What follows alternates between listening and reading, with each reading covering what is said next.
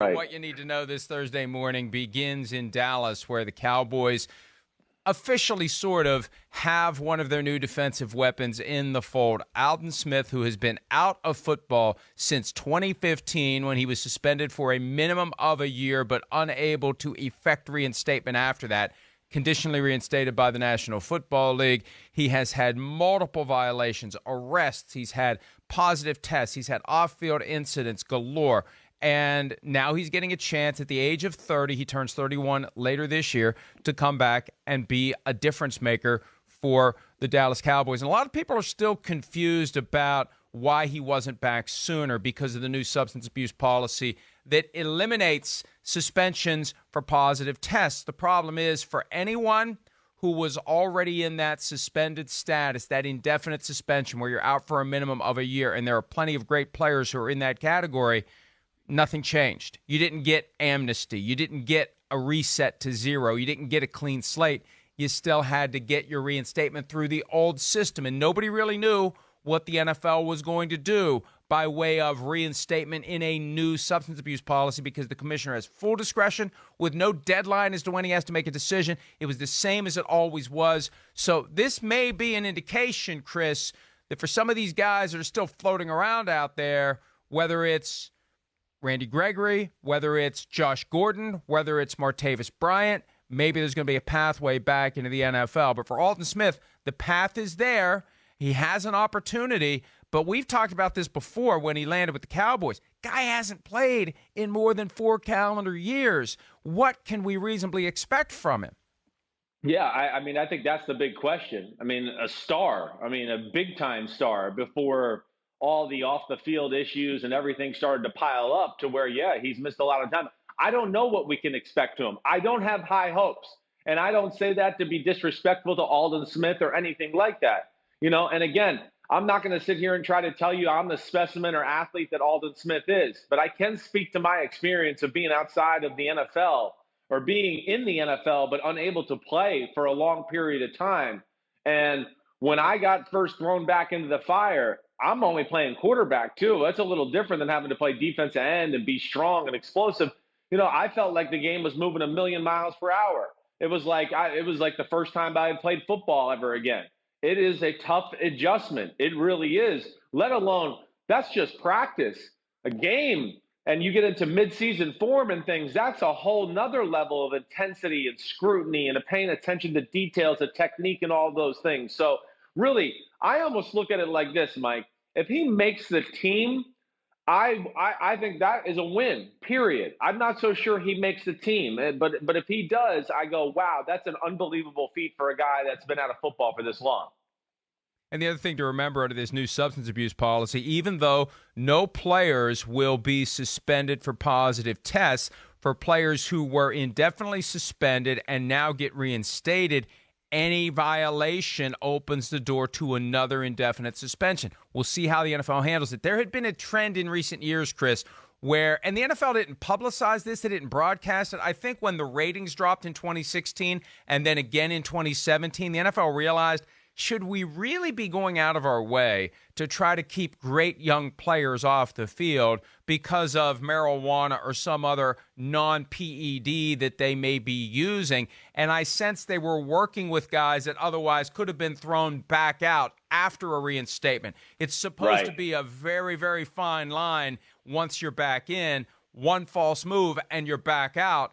I've sensed that guys like Josh Gordon have gotten extra consideration. So we'll see. And look, we're not supposed to know about any of the violations, any of the stuff that goes on beyond the behind the curtain, but that stuff tends to get out sometimes.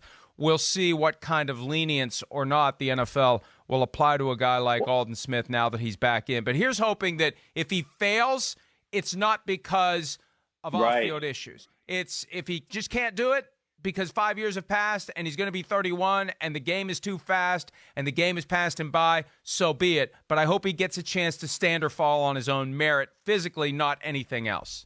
Yeah, I agree. And, Mike, you've hit a lot of good stuff on this, the substance abuse policy, how it's changed. I mean, I agree with a lot of what you said.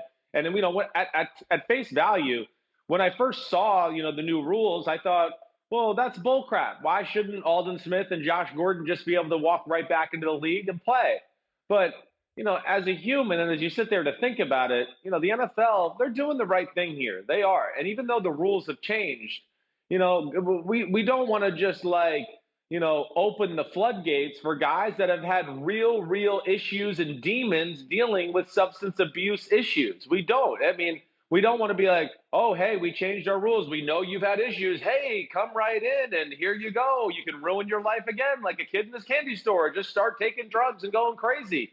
No, this is a bigger thing than just a football player, too. These are humans who are trying to straighten out their life. So I do think the NFL is doing the right thing here by these certain cases of not just saying, hey, the rules have changed, come back in and play and do whatever you got to do off the field. We don't care anymore. These are the cases I think that we'll see going forward. When you see guys getting arrested or getting pulled over and having drugs in their car, there is going to be some, they're going to be putting the drug policy for that type of stuff. So I understand them doing it with guys like Aldon Smith and Josh Gordon is what I'm saying. Now, Aldon Smith was suspended most recently after an arrest for DUI, for hit and run. And so it's got a different element than just positive marijuana tests. With Randy Gregory, the Cowboys defensive end who remains on suspended status, there isn't that same off-field stigma that goes above and beyond violations of the policy via positive tests or failure to appear to a test or diluted sample, whatever it is that falls under that category of a positive test. His agent, Peter Schaefer, gave a quote to Shireen Williams last night on Gregory's status. Said Schaefer, we're working through the process. We're very happy for Aldon, and we wish him all the luck in the world and successful resumption of his career. It's refreshing to see the NFL following through on their stated goal to focus more on rehabbing players than punishing players. So, look, and that's Randy Gregory is the next test.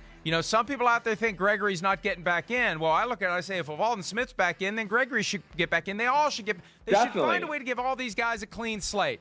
Even though they're not going to get a clean slate when they're back, we've already established that. They're going to be subject, in theory, to another suspension for one false move, unlike every other player, but at least give them a chance to come back in this new climate. Give them an opportunity to continue their careers and earn money. And I understand at the end of the day, there's only 53 guys on a roster. It's a meritocracy, and every guy who gets a second chance is taking away someone else's first chance.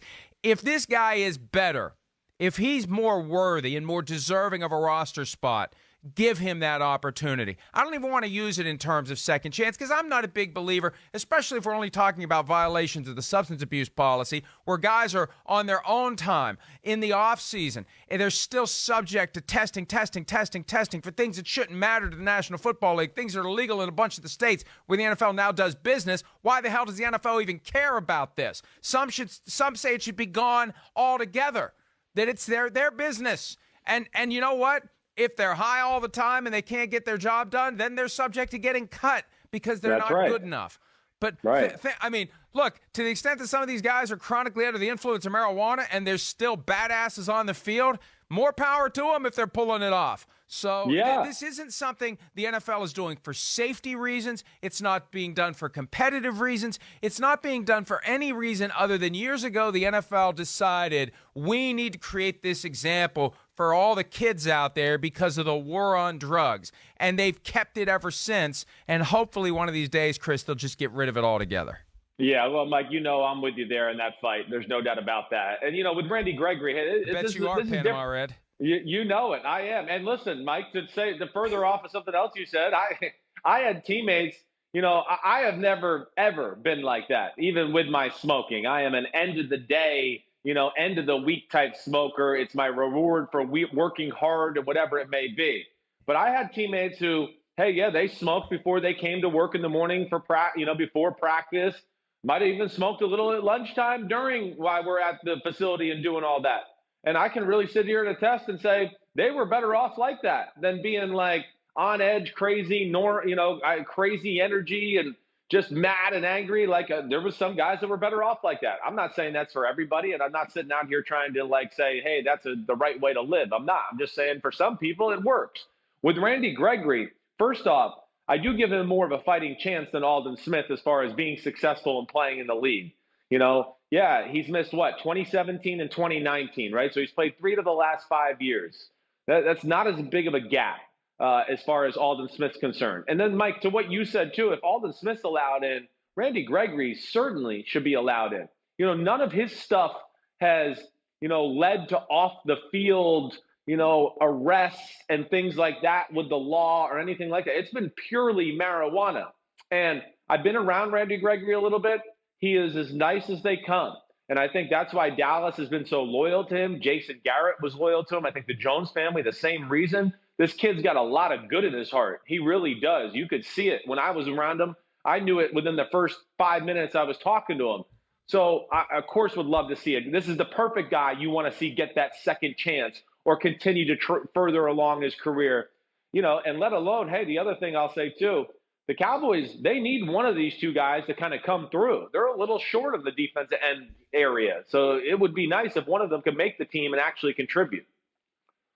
The topic came up the other day when we were looking at potential upgrades for various teams. And for most teams, it was a one-on-one comparison. For the Cowboys, multiple guys out, multiple guys in, and also new defensive coordinator Mike Nolan taking over for Rod Marinelli. But you've got Aldon Smith in this group that includes Gerald McCoy and Dontari Poe, replacing Michael Bennett, Malik Collins, and Robert Quinn. They need Aldon Smith to step up. They need him to be not quite the guy that he was back in 2011. He was a 7th overall pick, taken 3 or 4 spots before J.J. Watt. I think it was 4.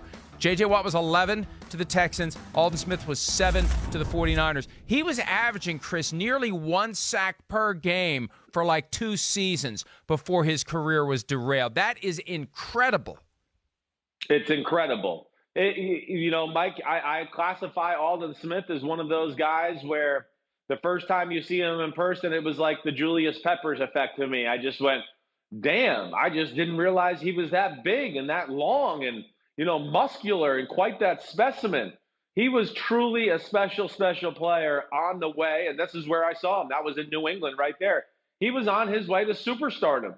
He really was. And yeah, he obviously hit some bumps in the road, definitely. But Mike, yeah, Dallas needs him. And, specifically Mike Nolan, it's a scheme change this year. So they're approaching, I think, the way they play defense and collect their personnel a little differently than years past. Mike Nolan has some 3-4 history in his defensive, playbook. So I would think he wants those Gerald McCoy, Dontari Poe type guys. But nonetheless, other than Dexter Lawrence, there's no other guy that's kind of a proven commodity as a pass rusher on the Cowboys roster. And that's where Gregory and Aldon Smith. DeMarcus Lawrence. Sorry, I said Dexter, didn't I? Yes. DeMarcus. Hey, other than that, that's it.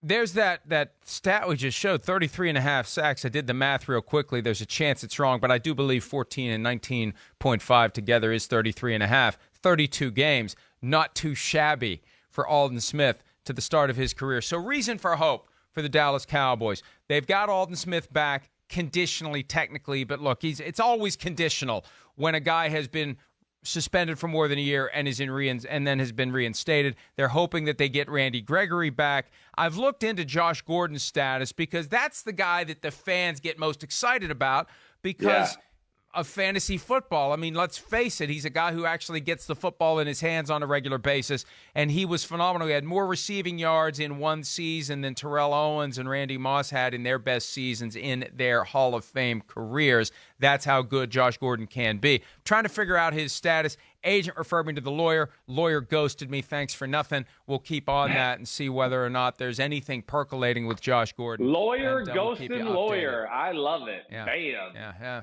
Well, I'm used to it. Hi, I'm Mike Tirico, and thanks for watching. Make sure to hit subscribe for the latest news and highlights from NBC Sports.